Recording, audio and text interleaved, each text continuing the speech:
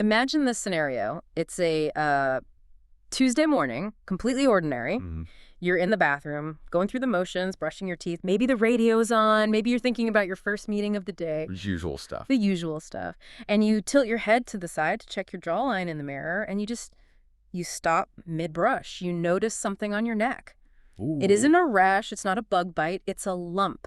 Just a small, subtle swelling under the skin. And it's that discovery that just stops your morning routine cold, right? It's that split second where the mundane world kind of falls away and you're suddenly very, very focused on your own body. Exactly. And your first instinct is to touch it. Yeah. You expect it to be tender, don't you? Of course. Maybe a swollen gland from a sore throat you didn't even know you had.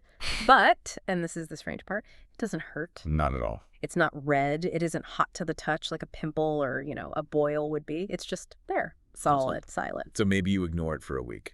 Right. You think, oh, it'll just fade away like a bruise. But it doesn't. In fact, over the next month, it slowly, almost imperceptibly gets a little bigger. And that is the precise moment the panic sets in. Yep. That's when the mind starts racing. Your mind immediately bypasses infection and goes straight to the worst case scenario. Is this cancer? Is this lymphoma? It is a terrifying moment for anyone. And frankly, finding a painless, slowly growing mass in the neck is one of the most common reasons patients walk into a primary care clinic with extremely high anxiety. I can imagine. They've usually spent the night on Google, falling down these rabbit holes of medical forums, which is, it's never a good idea for one's blood pressure. Oh, Google is the absolute enemy of peace of mind in these situations. But today we are not relying on search engines or forum anecdotes. We are going to talk about a medical mystery that mimics those very scary conditions, cancer, lymphoma, but is actually something entirely different. Something ancient. An ancient foe wearing a very modern disguise. We are talking about tuberculous lymphadenitis. That's right. And while tuberculous lymphadenitis sounds like a mouthful of medical jargon, and we will break that down syllable by syllable, historically, it was known by a much more medieval-sounding name. It's scrofula. Scrofula. That really sounds like something out of a fantasy novel or a Dickens book. It feels very cobbles, fog, and candlelight. It really does. It used to be called the King's Evil in the Middle Ages because people genuinely believed a touch from the monarch could cure it. Serious? Oh, yeah. There were actual ceremonies where kings would touch hundreds of people to cure their scrofula. Yeah. But here's what's so fascinating. While the name sounds archaic, the condition is incredibly current. Right. It's not gone. Far from it. It's actually the most common form of extrapulmonary tuberculosis. That means TB that isn't in the lungs. And if you are in an endemic region like parts of Asia, Africa, or frankly, anywhere globally given how people travel today, this is a very, very frequent cause of neck swelling. So the mission for this deep dive is to look past the lungs. I think when most of us hear TB, we have a very specific image in our heads. We do. We think of coughing, blood-stained handkerchiefs, lungs, maybe a Victorian poet dying in a garret. It's a respiratory disease in our collective consciousness. Yeah. But today we're unpacking how this bacteria behaves when it escapes the lungs and decides to invade the lymphatic system. Precisely. We're going to look at the clinical approach, how a doctor actually thinks when they see this lump. We're going to uncover some of the exam traps that trip up even medical students. And we're going to discuss the very surprising reasons why surgery, which, feels like the intuitive fix for a lump. Just cut it out. Right. Why that is rarely the right first answer. Yeah. We really need to understand the behavior of the bacteria to get the treatment right. And just to set the stage for you listening, our source material today is pretty intense. We are not just reading WebMD articles here. Not at all. We're pulling insights from a rigorous clinical guide used for high-level medical examinations, things like the MBBS, USMLE, and various postgraduate entrance exams. So we're getting the factual, anatomy-aware, clinically precise breakdown. Which is great, because it forces us to be disciplined. This material is designed to teach doctors how to save lives and avoid malpractice. So the rules we're going to talk about are, well, they're written in stone for a reason. These aren't just guidelines. They are established protocols born from decades of studying this specific pathogen. Okay, let's unpack this then. First things first, we need to define the enemy. We know it's TB, but what exactly is happening in tuberculous lymphadenitis? Simply put, it's an infection of the lymph nodes by the bacterium Mycobacterium tuberculosis. Now, usually we think of lymph nodes as these little bean-shaped filters scattered all around the body. The things that swell up under your jaw when you get a cold. Exactly. They are the security checkpoints of your immune system. In this disease, the TB bacteria have managed to infiltrate those checkpoints and set up shop inside. They haven't just passed through, they've occupied the building. And who is the target audience for this bacteria? I feel like we usually associate serious infections, especially TB, with the elderly or the severely immunocompromised, people whose defenses are already down. And that's one of the huge misconceptions about this particular form of TB. Unlike some degenerative diseases or cancers that we associate with aging and, cellular breakdown, tuberculous lymphadenitis is actually very common in children and young adults. Wow, really? Yes, it strikes people in the prime of their life. Which makes that discovery of a lump in the mirror even more jarring for a 20-something who feels completely healthy otherwise. They're going to the gym, they're working, they feel fine. Completely fine. Now, geographically speaking, in the body, where does this usually happen? You mentioned the neck. Yes, the cervical lymph nodes, which is just the medical term for the neck nodes, are by far the most commonly involved. Right. But we can get even more specific than that. The neck is complex real estate. It's not just a tube connecting your head to your shoulders. Right. It's divided into different neighborhoods or zones by anatomists to help doctors communicate exactly where a problem is. I love that idea of neck neighborhoods. So which are the bad neighborhoods for TB? Where do we need to watch out? Well, the bacteria seem to have a preference for the upper deep cervical nodes and the submandibular nodes, so right under the jawline where you'd feel a gland swell when you have a cold. Okay, that makes sense. But, and this is a huge clinical clue, they love the posterior triangle. The posterior triangle, that sounds like a Bermuda Triangle for the neck. Where exactly is that? Okay, so if you turn your head to the side, look at a mirror, you'll see that big strap-like muscle that pops out diagonally. It runs from behind your ear down to your collarbone. Got it. That's the sternocleidomastoid muscle. The sternocleidomastoid. It's one of the best words in anatomy. It sounds like a dinosaur. It really does, doesn't it?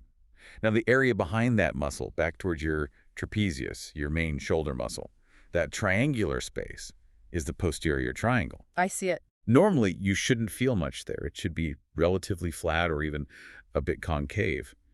But if you find nodes popping up in that specific triangle, your index of suspicion for TB should go way, way up. It's a very specific geographical clue. That is a really specific detail. So let's go back to our analogy. The lymph nodes are security checkpoints. Mm-hmm.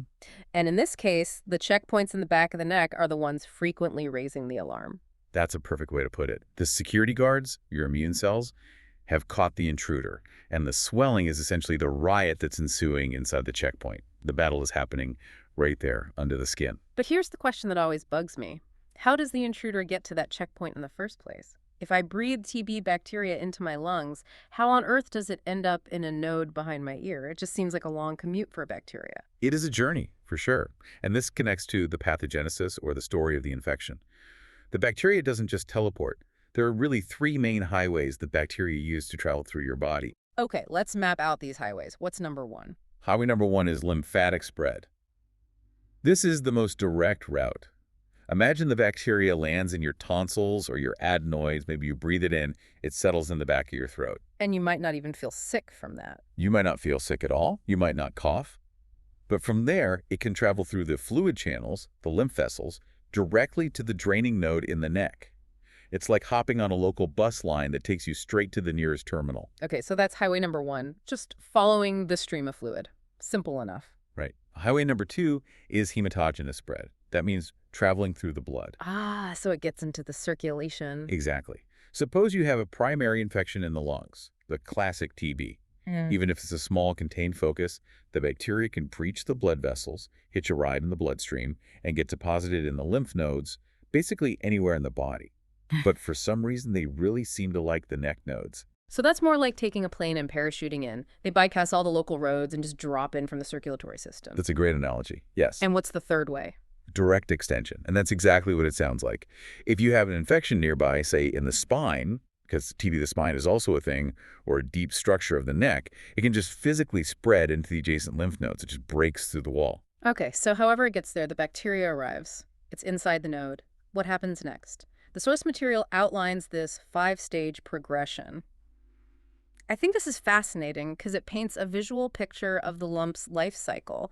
It's not static, it's evolving over time. It really is. And understanding these stages is the key to understanding what you feel when you touch the neck. It explains why the lump changes its character over time. So stage 1 is reactive hyperplasia. That sounds like the body's initial panic mode. It is. The node is reacting to the invader. It Wow. recruits immune cells, macrophages, lymphocytes, all the first responders. Because of all this new cellular traffic, the node gets bigger and it gets firm. And at this stage, what does it feel like? At this stage, if you touch it, it just feels like a nonspecific swollen gland. It's almost indistinguishable from the swelling you'd get with strep throat or a bad viral infection. It's just reactive. So at stage 1, even a doctor might just say, let's wait and see. It just looks like a normal immune response. Exactly. It's not a clear signal yet. Mm-hmm. But then comes stage 2, and this is where the plot thickens. Right. Stage 2 is caseation necrosis. This is the absolute hallmark of tuberculosis. Yeah. If you remember nothing else about TB pathology, remember this word. Caseation comes from the Latin word for cheese. Cheese, that is a distinctive, if slightly gross, image. Pathology is full of food metaphors, and they are almost all unappetizing. But effectively, what happens is the battle between the immune system and the bacteria reaches a stalemate. The tissue inside the node dies in a very specific way. It turns into this soft, white, cheesy material. Wow. It's a mix of dead tissue, dead immune cells, and lipids from the bacterial cell walls. It's really the battlefield debris. So the node is essentially rotting from the inside out, turning into this cheese-like substance. Essentially, yes. And this changes the texture. It's no longer just firm tissue. It's becoming necrotic. And that leads us to stage 3, node matting. This is a critical concept for diagnosis. Define matting for us, because when I hear matted, I think of, like, tangled hair. That's a good starting point. Think of it like this. Imagine you have a bag of marbles. If you reach in, you can feel each marble individually. You can roll them against each other. They're distinct. Okay. That's how normal or reactive lymph nodes feel. They're discrete. They're separate. Right, you can feel the edges of each individual one. Exactly. In TB, the inflammation spreads outside the capsule of the node. We call this periodonitis. This inflammation acts like glue. It sticks the nodes to each other and to the surrounding tissue. So instead of feeling separate marbles, you feel a clump, a matted mass. So it's like a bag of gummy bears that got left in the sun and fused together into one giant gummy blob. That is actually a very, very accurate description. Yeah. Yes. That matted feeling is a massive clue. If a doctor feels a clump of nodes stuck together, TB moves right to the top of the suspect list. It's a very tactile diagnosis. Okay, so we have the clump, the cheese is inside. What's stage 4? Stage 4 is the formation of a cold abscess. The cheesy material inside begins to liquefy. The node softens. Now, usually when you have an abscess, think of a big boil or a pimple. It's hot, red, angry, and throbbing with pain. That's a hot abscess. Exactly. But this is a cold abscess Why? What makes it cold? because the inflammation is chronic and slow. It doesn't trigger that acute, massive rush of blood that makes things hot and red. Yeah. So you get a swelling that's filled with fluid, with pus, but the skin over it looks totally normal. It's not warm. It feels soft or fluctuant like a water balloon, but it doesn't look angry at all. That's why it's called cold. That sounds incredibly deceptive. A bag full of infection that doesn't even look like an infection. It's hiding in plain sight. Completely. And finally, stage 5, the end of the line. Sinus formation. The pressure inside the cold abscess builds up, the skin over it thins out, and eventually it bursts. It forms a tunnel, a sinus, from the deep neck all the way to the skin surface, and it starts discharging that cheesy, pus-like material. And that just stays open. And it can stay there for months. If not treated, it becomes a chronic, draining wound. Wow, that is a vivid and slightly horrifying progression, but it explains so much about why the clinical presentation, what the doctor actually sees and feels, is so unique. It is unique, but it's also deceptive. Right. And the biggest deception, the thing that tricks the patient, is the pain, or rather, the lack of it. Right. The source material emphasizes this repeatedly. This is a painless neck swelling. And that is so counterintuitive. Our brains are wired to think infection equals pain. If I have an infected cut, it hurts. If I have an abscessed tooth, it's agony. But TB is stealthy. It grows slowly, steadily, and silently. The bacteria are multiplying. The tissue is dying. But the pain receptors aren't screaming. So the patient might notice it, poke it a bit, realize it doesn't hurt, and think, oh, it's nothing, I'll just ignore it. Exactly. Or, and this is the other side of the coin, they realize it doesn't hurt and think, oh no, painless lumps are cancer. Right. Because that's what we're taught. Right. So it creates this confusing dichotomy where patients are either too casual or completely terrified. We talked about the tactile clues, what the doctor feels with their hands. We mentioned firmness initially, and then matting. I want to double down on that matting concept. The source says matting favors TB. Is that pretty much a golden rule? In medicine, we hate to say always, but it is a very, very strong predictor. If I feel a neck mass and the nodes are stuck together in a clump, TB is my primary suspect. If the nodes are separate and distinct, I might think of other things like a viral infection or maybe an early lymphoma. The gummy bear blob is a huge tell. And then there's the softening you mentioned. Yes, if you have a firm, matted mass that starts to get soft spots in it, that's the formation of the cold abscess. That transition from hard to soft is the timeline of the necrosis happening in real time right under your fingers. It means the cheese is liquefying. Now, what about the rest of the body? We mentioned this is extrapulmonary, meaning outside the lungs. So do these patients look sick? Do they have that classic consumption look, pale, wasting away, coughing into a handkerchief? Not always. And that's another trap. The classic B symptoms, low-grade fever, weight loss, night sweats, they might be present, but in many cases of localized lymphadenitis, especially in young people with strong immune systems, the patient feels completely fine. They're Wow. eating well, they're not coughing, they have good energy. It's just this lump. Which makes it even easier to misdiagnose. A doctor might think, well, you look healthy, it doesn't hurt, let's just watch it. And watching it is the worst thing you can do because Yeah. you're just watching it progress towards that sinus formation and scarring. You're watching a slow-motion disaster unfold. Okay, so let's move to the detective work, the differential diagnosis. You are the doctor, you feel this lump, the patient is nervous. What is the lineup of suspects? The lineup is scary, I won't lie. When a patient presents with a neck lump, the stakes are very high. So number one suspect, especially in an older adult or someone with a history of smoking, is metastatic lymph nodes. Meaning cancer that is spread from somewhere else? Exactly. Cancer from the throat, the tongue, the thyroid that is spread into the neck nodes. That's the one everyone fears. It is. Suspect number two is lymphoma. So a primary cancer of the lymphatic system itself, like Hodgkin's or non-Hodgkin's lymphoma. Okay. And suspect number three is something called chronic pyogenic lymphadenitis, which is just a fancy way of saying a standard bacterial infection like staph or strep that won't go away, usually from bad teeth or chronic tonsillitis. So you have these three main possibilities besides TB. How do you tell them apart just by feeling before you even pick up a needle or turn on a scanner? Let's talk about the feel test. We do. And this is where the fingertip sensations really matter. It's an art form. So we already said TB is matted and painless. Right. TB is the gummy bear clump. Exactly. Now, metastatic cancer feels different. Feels hard, like a rock or a stone under the skin. And crucially, it is usually fixed. Fixed. What does that mean? Fixed means it doesn't move. It feels like it's glued to the underlying structures, like the muscle or even the bone. You can't wiggle it back and forth. Oh, wow. If a node is rock hard and stuck in place, that is a massive red flag for malignancy. It means the cancer has invaded the surrounding tissue. So matting favors TB, fixity favors malignancy. That's the mantra. Precisely. That one distinction can save lives because it directs your very next step. And the lymphoma typically feels different again. It's often described as rubbery, Rubbery, like an eraser. like a firm pencil eraser or a bouncy ball. It has a bit of give to it, but it's resilient. And usually with lymphoma, you don't just find it in the neck. You might find swollen nodes in the armpits or the groin as well. It's more likely to be a generalized problem. Okay, so you've done the field test, you've felt the neck, you have a suspicion, it feels matted, not fixed, it's not rock hard. You're thinking it's TB. How do we confirm it? What's the investigation? This is where we hit a major exam trap and a very common clinical mistake. The intuitive thing, maybe the surgical thing, is to say, there's a lump. Let's just cut it out and look at it. An excision biopsy. Just remove the lump. Problem solved, right?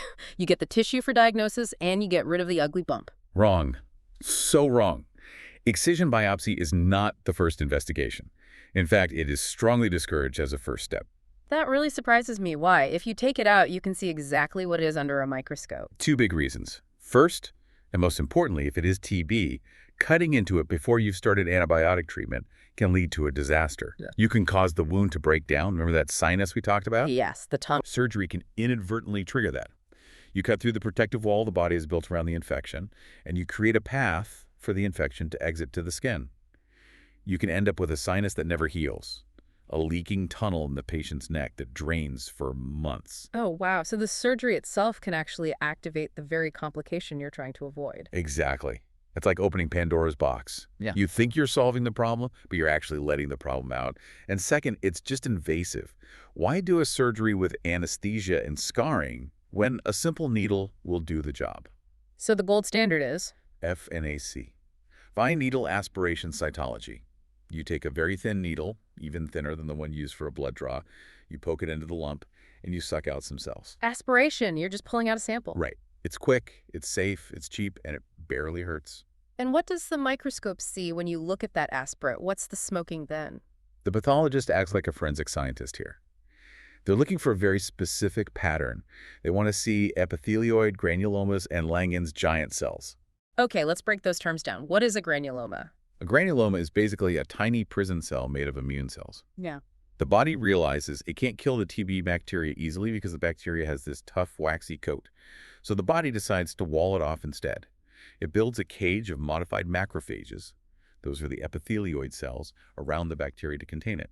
That cage is the granuloma. And the giant cells, they sound formidable. They are fascinating. They're these huge cells formed by the fusion of multiple immune cells. It's like, since one cell isn't enough to eat the bacteria, they all join forces to try and digest it together. So a team effort. A team effort. And if you see those giant cells and you see the granulomas, plus that necrotic, cheesy background we talked about, the diagnosis is almost certainly TB. If they see those three things, granulomas, giant cells, and cheese, is it a slam dunk? It's very, very distinctive. But in modern medicine, we like to be 100% sure. So we also look for the bacteria itself. We can use a Ziehl-Neelsen stain, which is a special chemical dye that turns the TB bacteria bright red against a blue background. It's like a neon sign saying TB is here. That's pretty handy. It is. But the real revolution in the last decade or so is CBNAT. That sounds like a sci-fi acronym. It stands for Cartridge-Based Nucleic Acid Amplification Test. Most people just call it GenExpert. Basically, it's a rapid molecular test. You put the sample from the needle into a cartridge, you put the cartridge in a machine, and it looks for the DNA of the TB bacteria. Wow. It's incredibly accurate. It can tell us within a couple of hours if it's TB, and crucially, it can also tell us if the TB is resistant to rifampicin, which is one of our main drugs. That is a total game changer. Speed and accuracy. So FNAC is the way to go. Is there ever a time where you do use a biopsy? Only if the FNAC is inconclusive. Sometimes the needle just doesn't get enough tissue, or the result is confusing. Or if the doctor has a very, very strong suspicion of lymphoma. Lymphoma is tricky to diagnose with just a needle aspirate. You often need the whole node structure to see the architecture of the cancer. I see. So biopsy is a backup plan.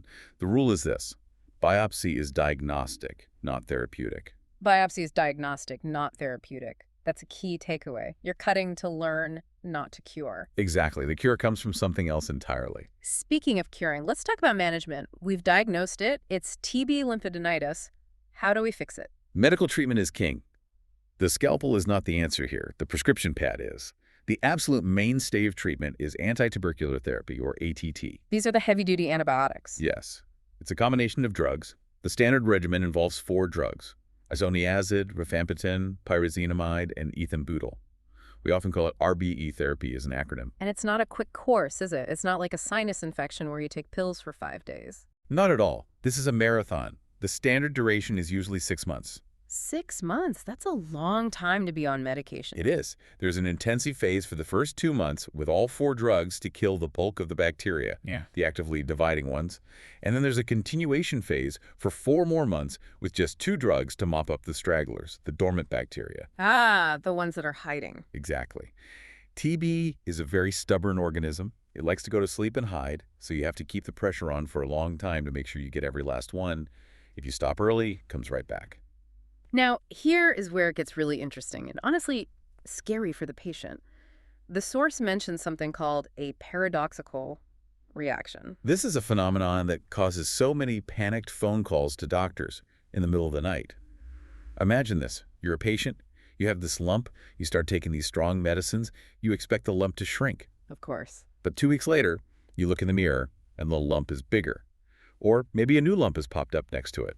Or maybe it's suddenly turned red and tender. I would absolutely panic. I would assume the drugs aren't working, or maybe the bacteria is resistant. I'd think the infection is winning. Naturally, any rational person would think that. But actually, it's often the exact opposite. This is called a paradoxical reaction. It happens because your immune system, which was maybe a bit sleepy or suppressed by the bacteria, suddenly wakes up because of the drugs. It starts attacking the dying bacteria with renewed vigor. So the swelling is actually the battle heating up. It's a sign of the good guys winning. Yes, it's an immune-mediated inflammatory response. It's not the bacteria multiplying. It's the immune system cleaning house aggressively. Yeah. It's like the riot police finally showed up to that checkpoint. It does not mean the treatment has failed. So the lesson for the patient and for the doctor is don't panic. Don't panic, and definitely do not stop the drugs. Stick to the course. The swelling will eventually subside. Sometimes, if it's really, really bad, we might add a short course of steroids to calm the inflammation down, but the key is to stay the course with the ATT. Okay. So we've established that surgery is not the first line of defense. But does it have any role? Is there ever a time to call the surgeon? It has a very limited role, a supportive role. Yeah. We mentioned earlier that we avoid wide excision. We don't just go in and carve out the neck. But surgery is used to manage complications. Like that cold abscess you mentioned. Right. If you have a big bag of pus that's soft and fluctuant and about to burst, you don't want it to burst on its own and make a mess. A surgeon might go in and aspirate it, just suck it out with a wide-bore needle. Or if it's really big, they might drain it carefully. But they have to be very careful to close it in a way that prevents a sinus from forming. Or fixing the sinus if one has already formed. Yes, if there's a persistent sinus that just won't heal despite months of medication, sometimes you have to surgically excise that whole tract to get it to close. And very rarely, if you finished the full 6 months of meds and there's still one stubborn enlarged node left that's bothering the patient cosmetically, you might remove that residual node. But generally, the surgeon is the backup singer, not the lead vocalist. And what happens if this all goes wrong? What are the complications we're trying so hard to avoid with all this? The main ones are cosmetic and structural. A chronic sinus can leave a very ugly, puckered, retracted scar on the neck. It looks like a dimple that's been pulled in. It's a telltale sign of old scrofula. I can imagine that would be very difficult for someone. Absolutely. And secondary infections can set in bacteria from the skin getting into that open wound. And obviously, the social stigma of having a draining wound in your neck is significant.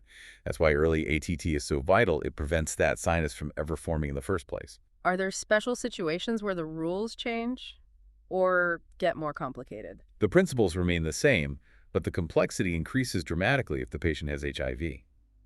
Co-infection with HIV changes how the immune system reacts. Because HIV attacks the very immune cells needed to fight TB, the patient might not form those classic granulomas we talked about. The prison walls. Right. The body can't build a prison wall. Hmm. This makes the diagnosis much harder because the pathology under the microscope looks different. It's more confusing. And what about drug resistance? MDR-TB, or multi-drug-resistant TB, is a growing global threat. If that initial molecular test, the CB-NAT, comes back and shows resistance to rifampicin, we are in trouble.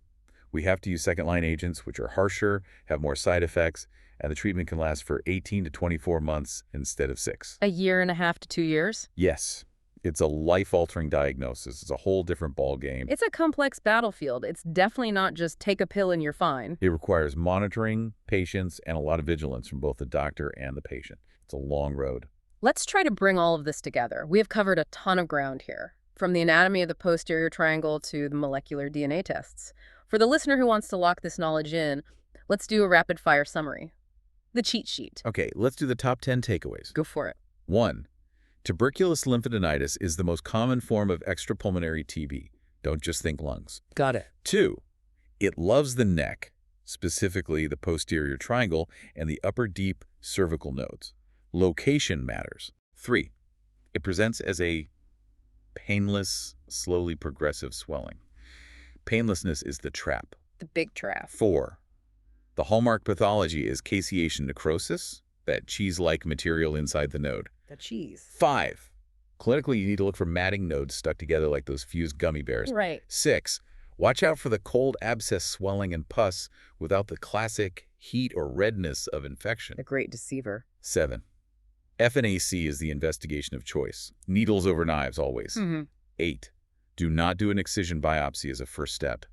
You risk creating a sinus. That's a huge one. 9. Anti-tubercular therapy, ATT, is the definitive cure. And 6 months is the standard course. Okay. And 10. Watch out for the paradoxical reaction. Getting bigger after treatment starts is often the fight, not failure. That is a solid list. It really highlights the importance of clinical reasoning. You can't just see a lump and cut. You have to think about the biology of what's happening. Absolutely. The painless nature of the lump is the biggest trap of all. It lulls you into this false sense of security. But as we've seen, that silence is just the bacteria biding its time, digging in, and building its fortress under the skin. So what does this all mean for us, whether you're a student prepping for an exam or just someone who's fascinated by how the body works? I think it connects to the bigger picture of how we view infection. We are so used to hot and fast infections. Mm. Fire, fever, pain. TB is cold and slow. It reminds us that pathogens have different personalities. And tuberculous lymphadenitis is a master of disguise. It mimics cancer, it mimics harmless cysts, and it hides in plain sight. It's the cold abscess concept that really sticks with me. A major infection raging just millimeters under the skin, liquefying tissue. But on the surface, it's cool to the touch. It's just incredibly deceptive. It is. And it serves as a powerful reminder that in medicine and maybe in life, the things that aren't making the most noise can sometimes be the most persistent and dangerous problems. That is a provocative thought to leave us all with. The silent threats are often the ones you need to watch the closest. Stay curious, stay well informed, and keep looking beneath the surface. Thanks for diving in with us. Thank you. It was a pleasure.